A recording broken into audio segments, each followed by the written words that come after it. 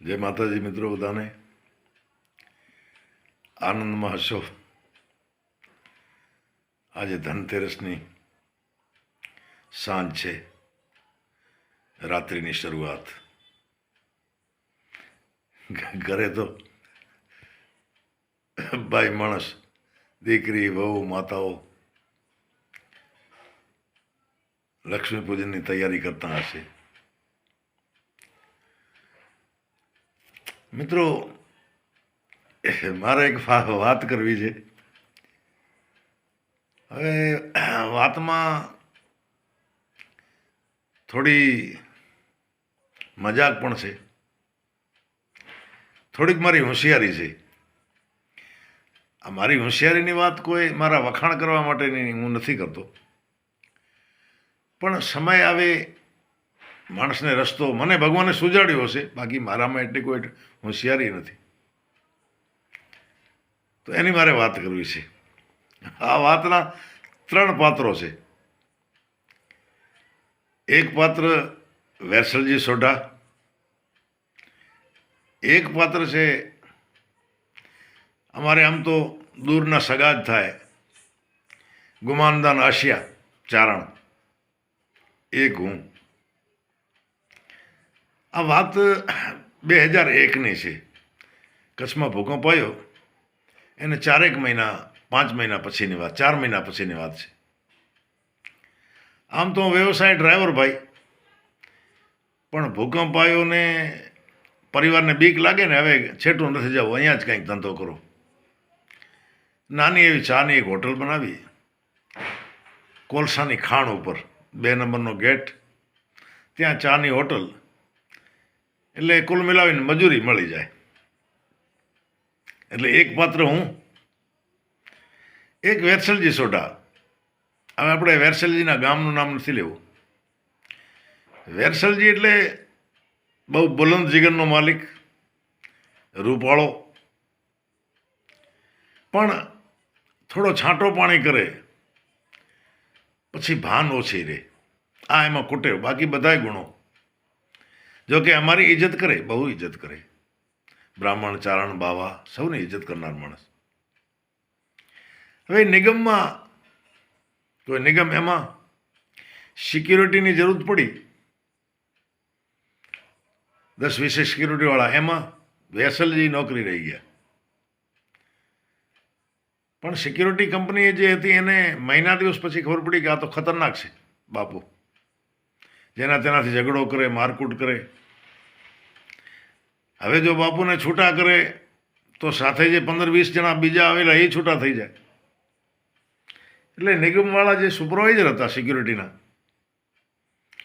એમણે કીધું, વેરસલજી બાપુ તમારે નોકરી નહીં આવો ને ચાલશે, મહિનાનો પગાર લઈ જવાનો. એટલે બાપુને તો આટલો જોતો હતો રહેવા માટે ક્વાર્ટર. એટલે પછી નવરો સમય બાપુને ક્યાં કાઢવો, એટલે ધોકો લઈ ફરતા હોય. રોજ એકાદ માણસથી ઝઘડો કરવો, ક્યારે નાનો ક્યારે મોટો. અંદર ખાનેથી બધાય નારાજ, કારણ કે જો વેરસલજી કોઈના ધંધા ઉપર બે તો ગ્રાહક ના આવે. હવે કુદરતને કરવો છે ને, એક દી ફરતા ફરતા વેરસલજીને કોઈ ઝઘડાવાળો મળ્યો નહીં, મારી હોટલ ઉપર આવી ગયા. હું અંદરથી તો થોડોક નારાજ થયો, પણ વેરસલજીને હારો લગાડવા માટે કીધું, બાપુ અચો અચો, જય માતાજી. હા કવિરાજ ક્યાં આય? મેં તો હારું છે. આમ કરીને બેઠા. મેં અંદાજો લગાવ્યો, મેં તો બાપુ આજે કોઈક માણસને ગોતે, હજી કોઈ ઝઘડાવાળો મળ્યો નથી. એટલે હાથમાં એક ધોકો, બેઠા બેઠા જમીનને પછાડે ને ચારે બાજુ નજર કરે કે કોણ આવે, ઝઘડા કરવા જેવો કોઈ આવે ખરો. હવે વાત કરું અમારા વેવાઈ જે રાજસ્થાનના ગુમાનદાન આશિયા. ગુમાનદાન મૂછ ઉપર આમ પટ્ટી બાંધેલી રાખે અને કપડે લતે બરોબરના હોય, બનેલા ઠનેલા, હાથમાં થેલો હોય, અને કુદરતી રાજસ્થાનથી આવ્યા અને ખટારામાંથી મારી જ હોટલમાં ઉતર્યા. હવે રાજસ્થાનનો એક નિયમ છે, એ તું કરો બહુ દે. પોતાનો વેવાયો ગનાયત હોય ને એને તુંકારા દે. એટલે મને તુંકારા દેવા માંડ્યા. મેં જય માતાજી કરી, એમનો થેલો લીધો, મારી કેબિનમાં બેઠા ને મને તુંકારા દે. મજાકમાં થોડીક નાની એવી ગાળ પણ રસ્તાની કાઢતા હોય. એટલે વેરસલજીને થયું કે આજે આને જ મારું. હવે વિચાર થાય, પણ વળી વેરસલજીને વિચાર થાય કે આ કોણ ભલા હશે, હજી ઓળખતો નથી, કંઈક ઓળખાણ પડે તો થોડોક એને ઠમઠરી દઉં. પણ હવે એને સાંભળતા તો પૂછાય નહીં.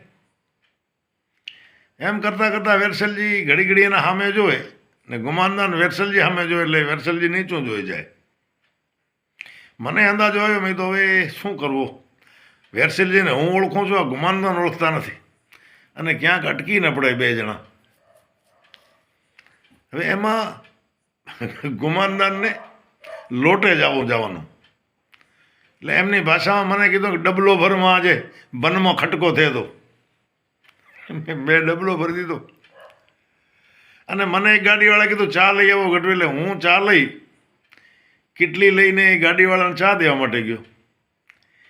એમાં ગુમાનદાન વનમાં ફરીને પાછા આવતા રહ્યા. હવે રાજસ્થાનનો એક બીજો રિવાજ છે કે કોઈ ડબલે જવા ગયો હોય ને, કળશીએ જવા, વનમાં પાછો આવે એટલે ડબલાનો ઘા કરે અને કોઈ પણ બીજા માણસને કે હાથ ધોરાવવા માટેનો. રાજસ્થાનમાં એવો રિવાજ જ છે. બીજો માણસ ઉઠે એ જમીનમાં હાથ ઉટકે, પાછું ઉપર પાણી નાખે. એટલે વેરસલજીને એમ કે આ હોટલવાળો આવે ગઢવી તો એને પૂછું કે આ માણસ કોણ છે, ને પછી એને મારું. પણ હું ચા દઈને હજી આવ્યો નહીં ને ગુમાનદાન વનમાં ફરીને આવતા રહ્યા. વેરસલજીને તુંકારાથી કીધું, ઓ મને હાથ ધોરાવ. હવે વેરસલજીના કેવા મોતિયા મરી ગયા ભગવાન જાણે. એટલે મંડ્યા હાથ ધોરાવા ટાંકી ઉપર. ગુમાનદામાં ઉતરું બેઠા, હળે માં ગભા ફેટાય. તો હું પાછો આવ્યો ને મને અંદર ફાળ પડી, ઓહો આ તો વેરસલજીને હાથ ધોરાવેલું ગુમાનદાન. બહુ ખોટો થયો.